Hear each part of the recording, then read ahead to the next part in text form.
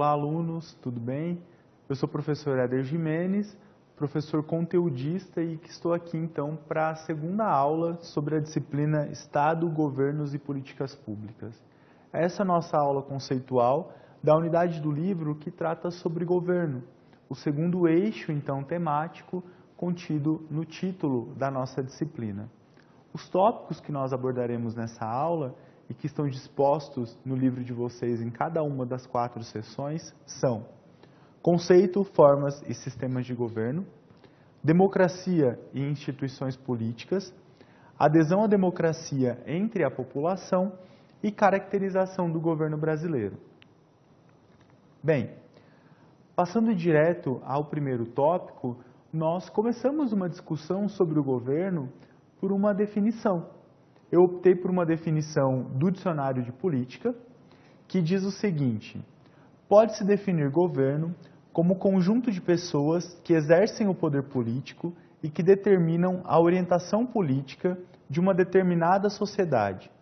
É preciso, porém, acrescentar que o poder do governo, sendo habitualmente institucionalizado, sobretudo na sociedade moderna, está normalmente associado à noção de Estado.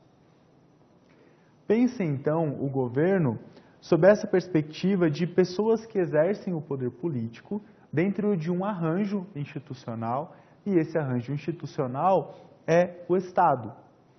Sobre o Estado, nós já discutimos em nossa primeira aula conceitual, está abordado então na primeira unidade do livro, e essa unidade tem a perspectiva de falar sobre como o poder é exercido. Nós já falamos sobre como as instituições se compõem, e agora nós vamos falar sobre como o poder é exercido dentro dessa instituição que é o Estado. Tenham em mente sempre, então, um diálogo e uma perspectiva de pensar de maneira conjunta o papel do Estado e o papel do governo. Nesse sentido, caberia as definições de 2 conjuntos de atores sociais relevantes. Quais são os atores que operam no governo? Os governantes, que regem o funcionamento do Estado, e os governados, sujeitos ao poder instituído. Contudo, o mesmo autor destaca haver uma segunda concepção mais próxima à realidade dos Estados modernos, a qual considera como governo não apenas o conjunto de atores que detêm o poder de dirigir o Estado, mas também o complexo de órgãos institucionais onde o poder se desenvolve. Tais instituições podem configurar-se de maneiras distintas conforme o regime político instituído, de modo que tais aspectos serão abordados nas próximas sessões dessa nossa discussão. Bom, e como é que a gente pode pensar o funcionamento do governo? Como é que nós podemos pensar a forma como o poder é distribuído, a forma como o poder é definido de maneira a estruturar a ação do Estado e a intervenção do Estado sobre a vida dos cidadãos, já que nós falamos em nossa primeira aula conceitual que o Estado deve ter uma preocupação de sanar as necessidades da população, de buscar a realização do bem comum, de buscar o atendimento de demandas e de necessidades de coletividades. Como é que isso se dá? Como é que o poder é exercido para que a finalidade do Estado seja atingida? O funcionamento do governo pode ocorrer de maneira mais ou menos autônoma com relação aos indivíduos, que são os governados. Em outras palavras, significa que, conforme sua estrutura, um governo pode buscar aproximação ou distanciamento com relação à população, bem como atender ou ignorar suas necessidades e demandas, ou mesmo permitir ou negar a possibilidade de manifestação e participação política e social. Conforme compõe sua estrutura, é possível definir a origem da força de um governo e, por conseguinte, de um Estado, o consenso e apoio popular ou a imposição e a coerção sobre a população. Essa dimensão de entendimento acerca do consenso e do apoio ou de imposição e coerção está relacionado à nossa aula anterior, quando nós falamos do Estado como poder, especialmente em Maquiavel. E, por outro lado, tenham em mente essa noção de buscar ignorar ou atender às necessidades e demandas e de abrir espaço ou não para a participação política e para a participação social dos indivíduos, já que são aspectos que relacionam o conceito de governo aos conteúdos de nossas próximas aulas, sobre o conteúdo de políticas públicas e depois a interpretação sobre o funcionamento de Estado e governo brasileiros no sentido de promover participação social, participação política e as políticas públicas. Diante do exposto, um governo é resultado da soma de ao menos 3 aspectos relevantes: a forma, por meio da qual o governo é instituído, o sistema de funcionamento desse governo e as instituições que compõem sua estrutura e que, em consequência, definem um regime político em vigor. Nós falaremos, então, sobre formas de governo, sobre sistemas de governo e sobre a definição de um sistema político. Pensando formas de governo, as formas tratam sempre de modelos institucionais por meio dos quais uma sociedade é administrada, o que implica afirmar que corresponde, então, à maneira como é exercida a função de chefia do Estado. Nesses termos, são 2 os principais modelos de formas de governo nas sociedades contemporâneas: o republicanismo e a monarquia. Quando nós pensamos, então, em formas de governo, nós estamos pensando em termos de estrutura de distribuição do poder, o quanto esse poder pode ser concentrado ou distribuído ou disseminado e qual a forma como esse poder vai se manifestar, através de uma república ou através de uma monarquia. Conforme Matteucci, o termo república corresponde à forma de governo na qual o posto de chefe de Estado pode ser ocupado por um indivíduo ou por um conjunto, desde que eleito ou eleitos pelo povo, seja de maneira direta, falando então de eleições com votos individuais, ou indireta, em assembleias primárias ou representativas. De modo geral, o objetivo de uma república é a gestão dos bens de interesse público com vistas ao bem-estar da população. Quando nós falamos de uma república, nós estamos falando então de uma forma de governo onde há o poder instituído por meio de eleições e por meio de representantes, então, de pessoas que são escolhidas para representar os interesses do povo, os anseios do povo e para governar em função e tendo como objetivo atender às demandas e ao interesse do povo. A república, então, pode assumir 3 diferentes possibilidades: uma república aristocrática, uma república presidencialista ou uma república parlamentarista. A república aristocrática é uma prática governamental de governo de responsabilidade de grupos privilegiados, onde a participação da população é limitada a uma classe e o poder é concentrado. Quando nós pensamos em uma república aristocrática, nós estamos falando de uma forma de república onde o poder é concentrado e onde o poder é limitado, ou seja, a possibilidade de que as pessoas ascendam à condição de poder é limitada a um determinado grupo. Não é permitido a qualquer indivíduo chegar às posições de poder em uma república aristocrática.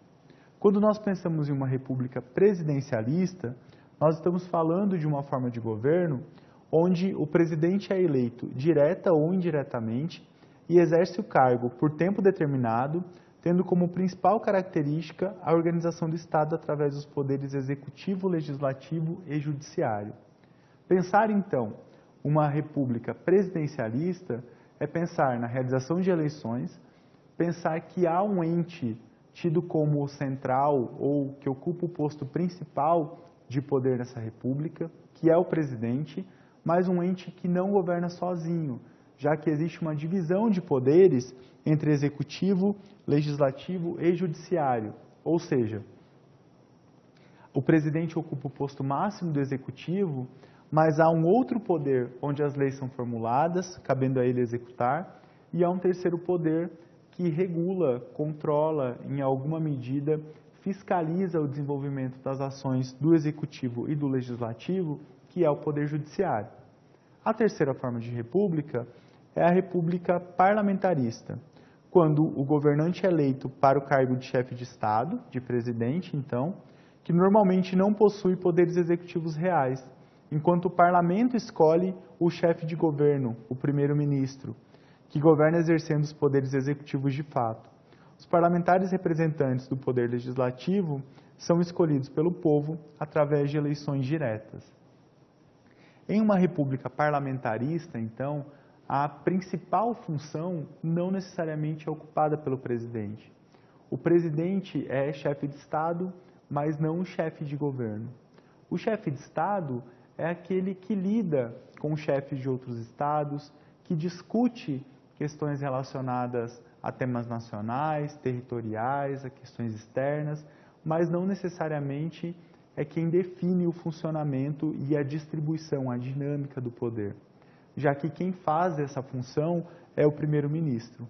Uma diferença entre uma república parlamentarista e uma república presidencialista é que em uma república presidencialista, chefe de Estado e chefe de governo são a mesma pessoa. Essas duas funções estão concentradas na figura do presidente. O presidente seria, então, a face externa do poder, aquele que lida com outros chefes de Estado, com outros presidentes, que lida com outras pessoas que têm o mesmo status de poder que ele, em termos de ser eleito para dirigir uma nação, mas é também aquele que cuida da face interna, aquele que define o funcionamento de governo, aquele que executa as leis, aquele que encaminha demandas, aquele que ouve, em alguma maneira, é responsável por responder ao povo que o responsabilizou através dos votos, através das eleições. As formas de governo, então, relacionadas à república são essas, mas nós temos uma segunda forma de governo, que é a monarquia, que tem como chefe de Estado um monarca, imperador ou rei, que goza de poderes absolutos e exerce seu cargo de maneira vitalícia, ou seja, até sua morte ou até a abdicação. Em qualquer dos casos, o seu sucessor advém de sua linhagem familiar direta por hereditariedade, de modo que não há realização de eleições para chefe de Estado. Nesse sentido, então, uma primeira diferença clara entre essas duas formas de governo, monarquia e república, é a realização de eleições, que no caso da monarquia não ocorrem para a definição de quem será o chefe de Estado. Lembrem-se que em uma república a eleição, ainda que indireta, é uma condição para que haja a escolha de um chefe de Estado, o que não se coloca em uma monarquia, onde o chefe de Estado é sempre alguém que segue uma mesma linhagem e é escolhido em decorrência da hereditariedade.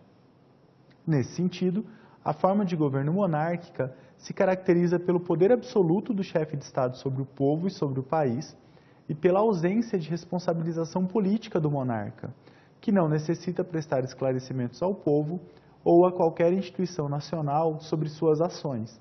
Por outro lado, a cultura política das monarquias é de preparação dos herdeiros ao longo da vida, de modo que, desde a infância, a educação dos príncipes é calcada em aspectos que os preparem para exercer a liderança e governar os países. Isso significa, então, que em uma monarquia, como não há eleições, não há uma preocupação do monarca, como chefe de Estado, de responder os anseios da população, de responder às suas necessidades.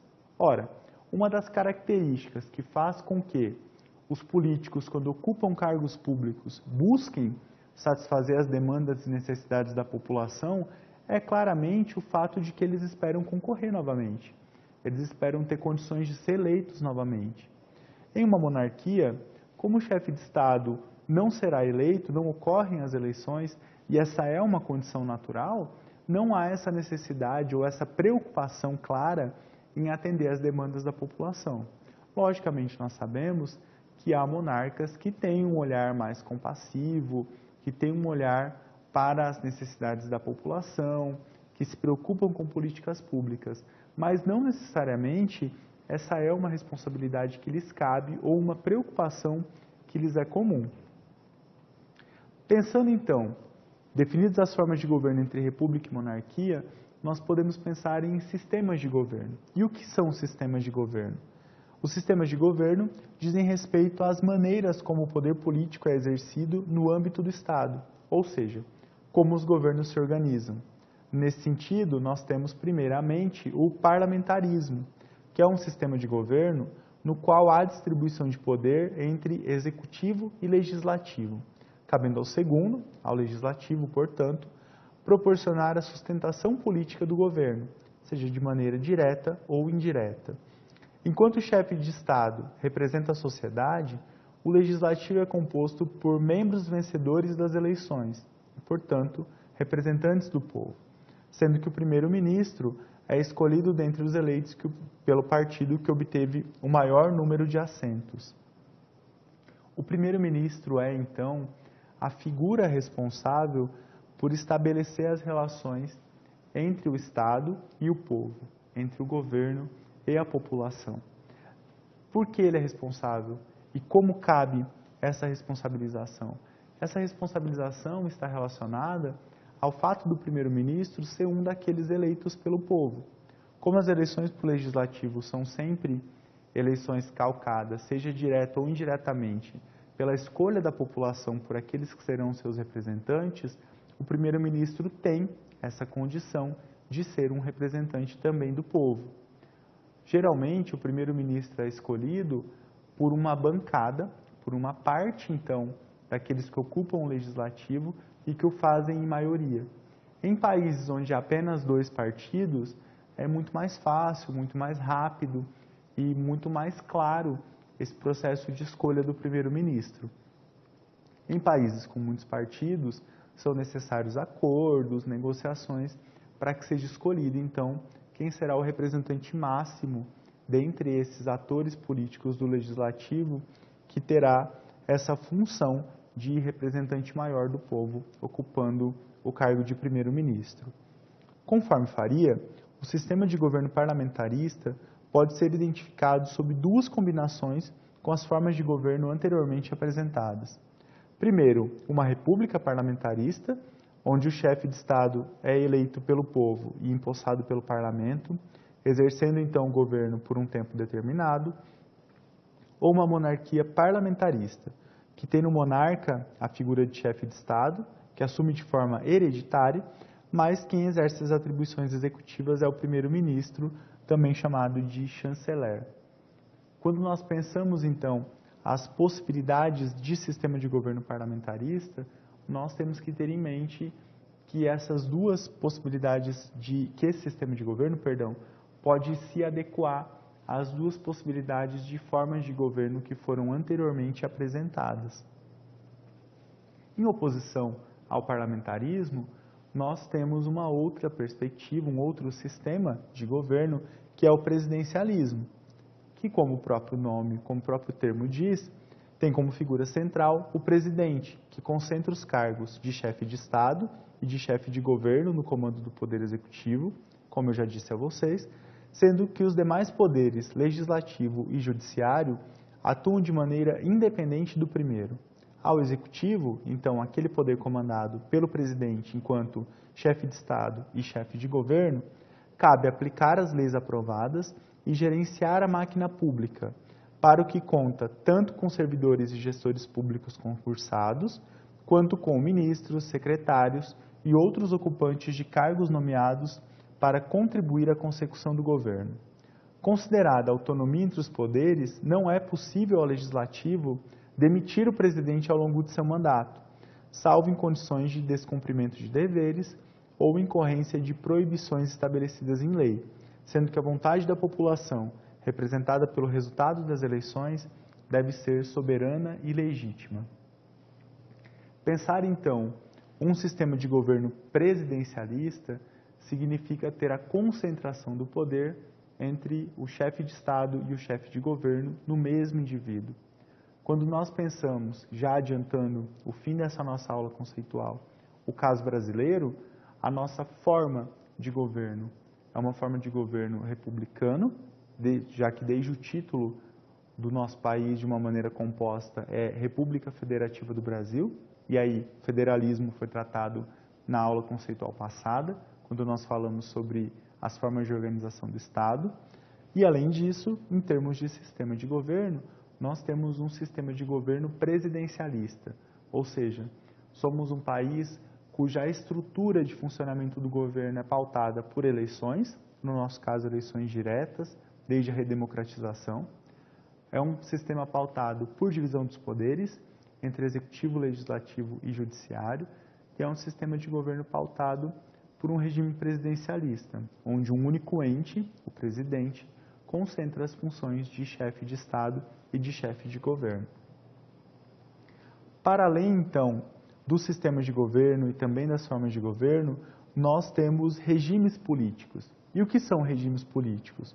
São conjuntos de leis e instituições que conformam a organização dos Estados e a maneira como ocorre o exercício do poder para com os cidadãos. Ou seja, os regimes políticos determinam a relação entre governantes e governados. Nesse sentido, os regimes políticos são definidores das maneiras como as formas e os sistemas de governo operam, uma vez que determinam aspectos como a centralização ou distribuição do poder, a repressão ou ampliação de liberdades individuais e políticas, a política interventora ou liberal do Estado na economia e a composição do nosso arcabouço jurídico. Em linhas gerais, então, os regimes políticos expressam a complexidade existente nas instituições políticas dentro de uma determinada sociedade e/ou Estado, compondo-se por um ordenamento jurídico mediante a produção de princípios e normas que o institucionalizam e que regulamentam o exercício do poder pelo Estado, bem como as relações jurídicas entre o Estado e seus cidadãos e entre o Estado e os Estados estrangeiros. Os regimes políticos, então, representam a forma como os governos, em alguma medida como o próprio Estado, lida com os cidadãos. Como essa relação que passa pelo processo eleitoral entre representantes e representados, entre governantes e governados, de fato opera. E é uma relação que é permeada por uma série de constrangimentos ou de aberturas de possibilidades de relacionamento dos indivíduos com o Estado e com o governo. Nesse sentido, então, é possível pensar diferentes regimes políticos que trazem essa dimensão de constrangimento ou de possibilidade de participação da população. O primeiro deles é o absolutismo, quando o poder é concentrado na figura do rei e o Estado e o rei são vinculados. Quando nós falamos na nossa aula anterior sobre o poder moderador do imperador no Brasil, logo no início do nosso período pós-independência, nós falamos sobre um regime que se colocava absolutista. Lembrem-se que eu disse a vocês que o imperador concentrava o poder. Apesar de haverem outros poderes constituídos, o poder moderador do imperador era o que realmente tinha força. O imperador então concentrava. Era uma lógica, e esse é um dizer de um antigo rei absolutista: o Estado sou eu.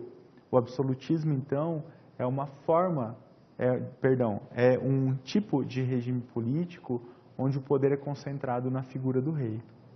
Para além do absolutismo, nós temos o autoritarismo, como um tipo de regime político onde o poder é concentrado na mão de um pequeno grupo de indivíduos e esses indivíduos agem de uma forma dominadora para manter a sua condição. O autoritarismo, então, é marcado por uma condição de uso da força e de uso do Estado para manter a sua condição de poder. Aos moldes, em alguma medida, daquilo que Maquiavel já falava no século XVI. E o desenvolvimento dessa relação, dessa busca pela manutenção do poder, é sempre através de uma forma dominadora. Ou seja, o Estado impõe-se aos indivíduos e domina as suas possibilidades e as suas perspectivas de relacionamento com o governo. Uma terceira possibilidade de regime político é o totalitarismo, onde o poder é concentrado em um indivíduo e não mais em um grupo, que controla o Estado de uma maneira rígida e submete os cidadãos a uma condição de subordinação. Nesse sentido, um regime totalitário, então, é um regime de poder concentrado, também de dominação, também de submissão e subordinação da população, mas dessa vez a um determinado indivíduo e não mais a um grupo. É um regime, então, onde o governo está de novo concentrado, dessa vez em um indivíduo que não necessariamente é um rei, mas que ocupa uma outra condição para concentração de poder. A quarta possibilidade de regime político é uma ditadura, onde o poder é concentrado em um indivíduo ou um grupo político que desconsidera a divisão dos poderes, apresenta forte opressão às manifestações políticas contrárias aos seus interesses. Bom, um regime ditatorial talvez seja algo mais factível para nós pensarmos se compararmos a possibilidade de ditadura ao absolutismo, ao autoritarismo ou ao totalitarismo, já que, em alguma medida, cada um de nós tem conhecimento sobre o período no qual o Brasil foi submetido a uma ditadura militar. Foi um período, então, em que nós tivemos um poder concentrado em um grupo político, os militares, que desconsideraram a divisão dos poderes. Então, a perspectiva de eleições para executivo e legislativo, o papel que caberia de fiscalização ao judiciário foram desconsiderados. Houve fechamento de assembleias, fechamento de partidos políticos, a estruturação do jogo político e das possibilidades dos indivíduos se manifestarem eleitoralmente e através de outras formas também foram vetadas, e esses aspectos caracterizam, então, o que é um regime político de ditadura. Nós vamos retomar a discussão sobre o caso brasileiro na nossa quarta unidade do livro, mas cabe aqui como um exemplo de como esse regime se impõe aos indivíduos como um regime de governo. Diante desses 4 modelos, dessas 4 possibilidades de regimes políticos, nós percebemos que existe uma quinta que se contrapõe em grande medida a elas, que é a democracia. O termo democracia tem origem grega e significa governo do povo, já que, desmembrando essa palavra, nós temos demo como povo e cracia como governo, de modo que se constituem em um regime político no qual a soberania é exercida pela população, que elege representantes por meio de eleições. Nesse sentido, conforme Dow, um governo democrático seria aquele responsivo aos cidadãos, ou seja, um governo que oferece respostas às necessidades e demandas dos cidadãos, os quais devem ter oportunidades de formular e expressar suas preferências de maneira individual e coletiva, bem como de ter tais preferências consideradas pelo governo quando da elaboração de ações e da gestão da máquina pública. Percebam, então, a democracia como uma possibilidade de regime político totalmente distinta àquelas outras 4 que eu apresentei anteriormente. Por exemplo, um regime democrático é um regime no qual nós elegemos representantes por meio de eleições. Quando nós pensamos no absolutismo e no poder concentrado no rei, no autoritarismo, no totalitarismo ou na ditadura, a possibilidade de escolha de representantes, de definição de chefe de governo ou de chefe de Estado, a possibilidade de que esses entes que nos governam, em alguma medida, nos sejam responsivos, ela não se coloca. Ao contrário, né? Os governos agem de uma maneira autoritária, dominadora, de modo a tornar os cidadãos submissos, de modo a instaurar o medo, ao invés de ouvir a população. A democracia é, então, uma forma distinta das demais de agregar a população, de levar a população ao papel que lhe cabe, de fato, dentro daquela definição de Estado que nós trabalhamos na aula passada. E é, inclusive, o regime político em vigência no Brasil e em boa parte dos países ao longo de todo o mundo. É um regime político, então, que associa a busca do Estado pelo bem comum à possibilidade de eleição de representantes, de manifestação, de contestação e de que tenhamos, mesmo que minimamente, as nossas demandas e necessidades, se não atendidas, ao menos ouvidas pelo poder público. Bom, e a democracia pode assumir ao menos 3 possibilidades.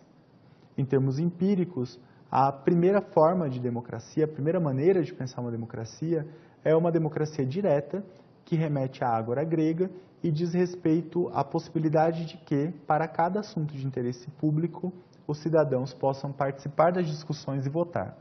A segunda maneira é uma democracia indireta, também conhecida como representativa, que corresponde àqueles regimes nos quais os indivíduos participam da escolha dos representantes por meio do voto e depois são os eleitos que deliberam em nome e, espera-se, em favor da coletividade. A terceira maneira, ou o terceiro tipo de democracia, é uma democracia semi-direta, que reúne características dos modelos anteriores, direto e indireto, de modo que permite a participação e o envolvimento nas discussões e deliberações de maneira ampliada, por meio do voto e de instrumentos como plebiscitos, audiências e conferências. Bom, a democracia direta, aos moldes da Ágora grega, é uma democracia que, salvo alguma exceção, é impensável nos dias atuais. No período do desenvolvimento da democracia grega, aquela democracia fundante, os indivíduos que eram considerados cidadãos se reuniam em praça pública, na Ágora, para deliberar sobre os caminhos daquela sociedade, para deliberar sobre qual seria a melhor decisão. E essa deliberação, às vezes, durava dias, longos períodos, porque ela sempre tinha como preocupação o consenso. Ou seja, não era uma votação e a maioria vencia, mas era sempre uma disputa pelo convencimento dos outros até que o consenso fosse estabelecido. Com o tamanho que os Estados nacionais têm hoje, com o tempo que as pessoas têm disponível, com a dificuldade de locomoção, é muito mais difícil pensar, então, em uma democracia que seja plenamente direta aos moldes da democracia grega. A gente nem precisa pensar no caso do Brasil como um todo, vamos pensar mesmo no caso de um Estado, já que as nossas unidades da federação, muitas vezes, têm o tamanho ou são maiores do que muitos outros países ao longo do mundo todo. Pensem o quanto os indivíduos de um Estado têm a condição de se reunir em um único local para discutir sobre um tema. Custa tempo, custa dinheiro, não há um local onde caibam todas essas pessoas e, além disso, a chance de se estabelecer um consenso é praticamente nula, já que as pessoas têm opiniões distintas, formações distintas e buscam objetivos distintos, não é?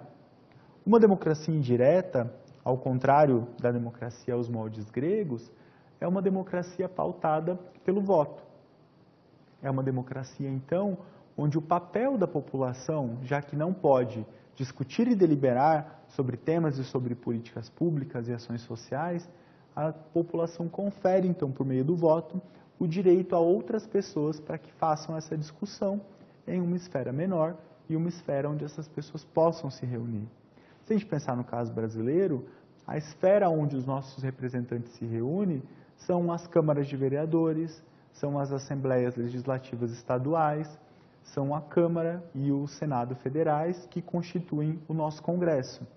São espaços, então, onde os nossos representantes se reúnem todos para buscar algum tipo de consenso, e, na verdade, o consenso entre eles também não se manifesta, mesmo sendo grupos muito menores de pessoas, mas buscam, então, deliberar sobre os melhores caminhos para o desenvolvimento do Estado e do governo.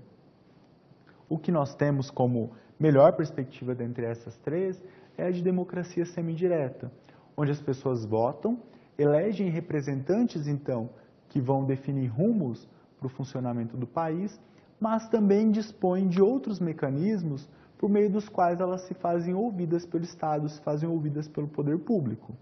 Nas nossas próximas aulas, nós falaremos sobre o caso brasileiro e ficará evidente como o Brasil é uma democracia semidireta, porque para além do voto nós temos uma série de mecanismos que nos permitem a participação direta em discussões do Estado, ainda que se dê majoritariamente no âmbito municipal.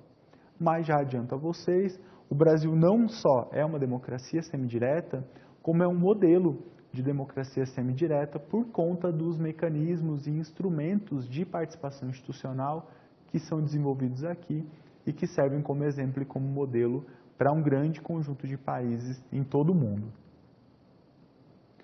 E quais são as instituições que regulam as relações de um governo? Como é que um governo de fato opera?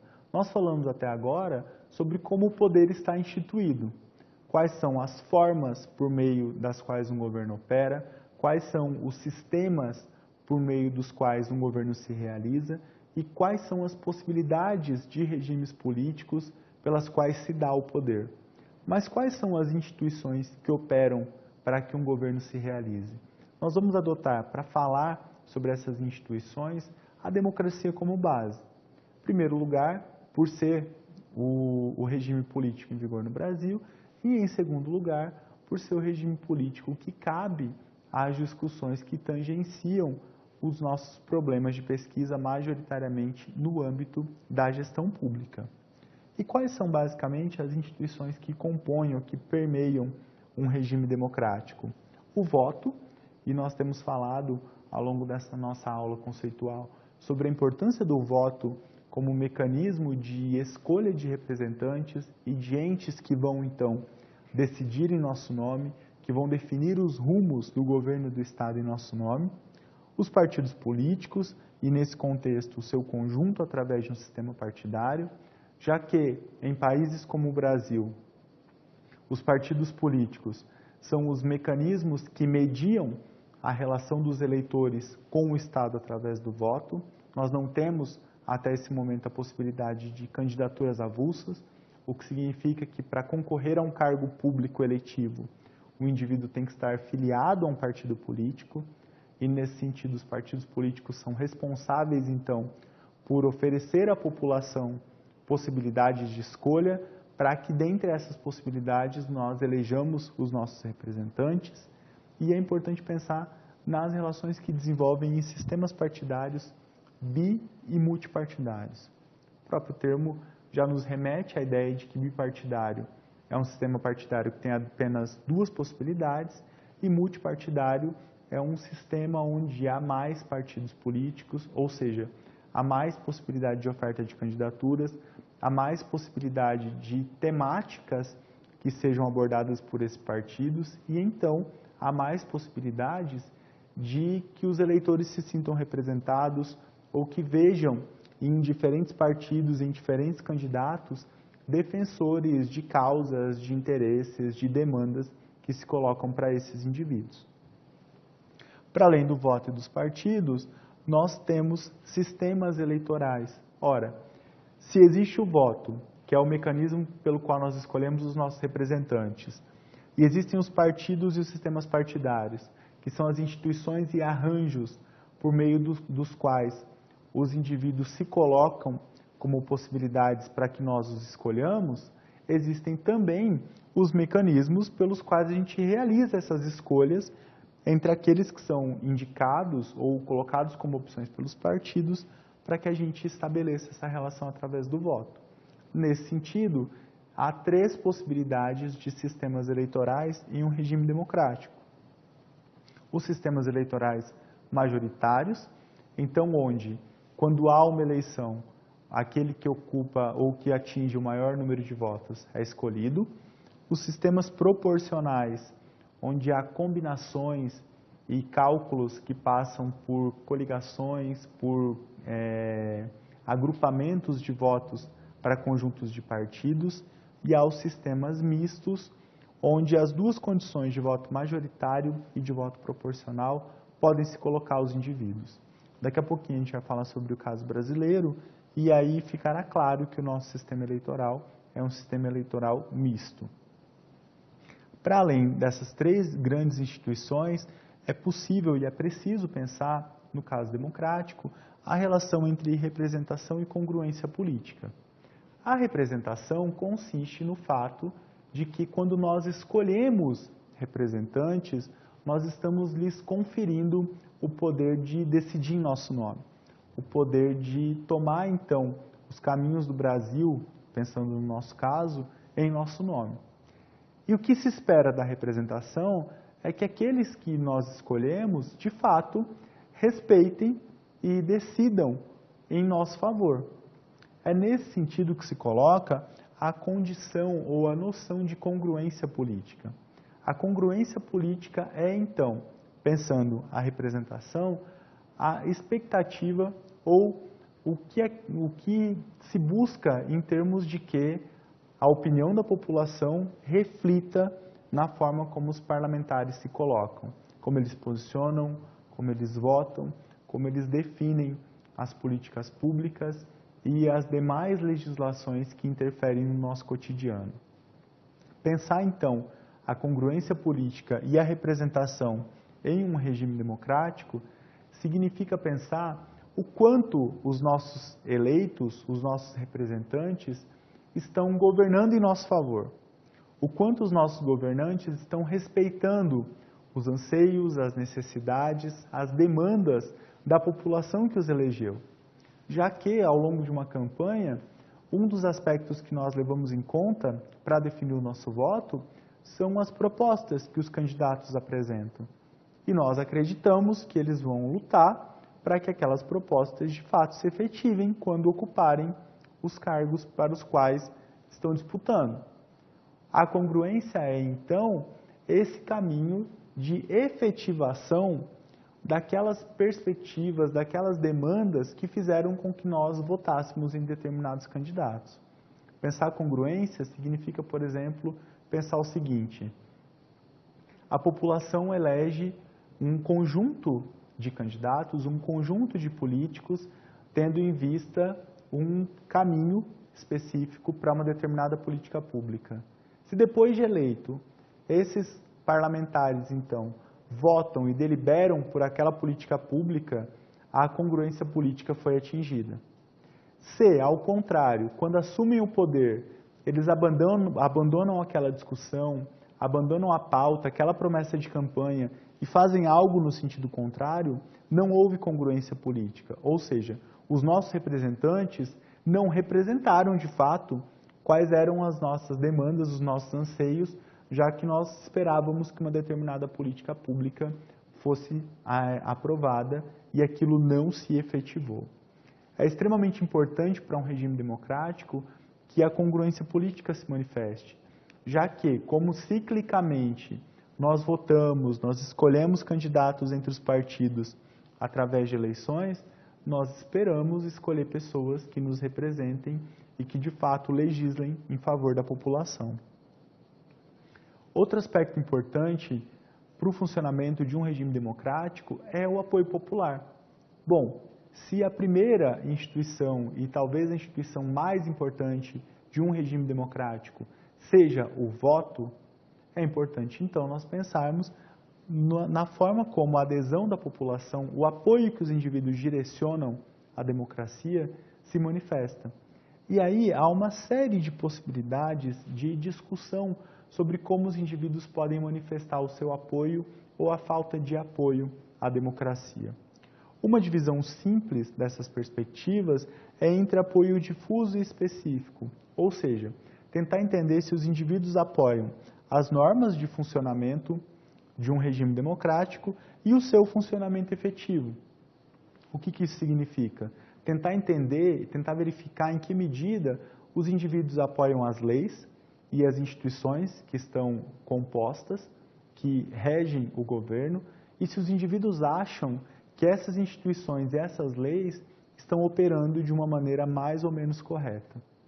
Para além disso, e essa é uma outra possibilidade, tem pesquisas de opinião pública que mensuram a adesão dos indivíduos à democracia através de uma afirmação que remete a um antigo primeiro-ministro inglês, que foi Winston Churchill. A afirmação churchilliana, e isso fez parte de um de seus discursos, é de que, mesmo com muitos problemas, a democracia segue como a melhor forma de governo. Essa é uma possibilidade de reconhecer, ainda que minimamente, uma perspectiva crítica à democracia, ao dizer que ela apresenta problemas, mas é melhor que qualquer um daqueles outros regimes políticos que nós falamos há pouco. O regime absolutista, totalitário, autoritário ou uma ditadura. Os autores que têm se dedicado aos estudos sobre a democracia em períodos mais atuais têm proposto que nós pensemos o apoio que os indivíduos manifestam à democracia sob uma perspectiva múltipla. Nesse sentido, eles tratam a adesão à democracia como algo multidimensional. E falam, por exemplo, sobre representação, competição eleitoral, participação política, tolerância e etc. Ou seja, pensar que para o funcionamento de um regime democrático é preciso mais do que simplesmente aquilo que está relacionado às instituições. É preciso que, de fato, as nossas instituições os representem, ou seja, que haja congruência política, que haja competição eleitoral, ou seja, que haja uma multiplicidade de partidos e de ofertas para que um número maior de pessoas sinta-se representado e tenha suas demandas ao menos levadas à discussão, que haja participação política, que as pessoas tenham possibilidade de se manifestar, de manifestar a sua opinião, mesmo que ela seja contestatória ou contraditória com relação ao Estado e a forma como o governo está instituído, que também haja tolerância, no sentido de que as pessoas respeitem opiniões diversas, respeitem manifestações contrárias às suas, no sentido, então, de que num regime democrático seja perceptível que há caminhos possíveis diferentes dos nossos. Para além dessas discussões sobre procedimentos democráticos, sobre a forma como uma democracia funciona, há também uma perspectiva de multidimensionalidade do apoio em termos valorativos. Ou seja, o que é que nós esperamos da democracia para além das possibilidades de participação e de representação.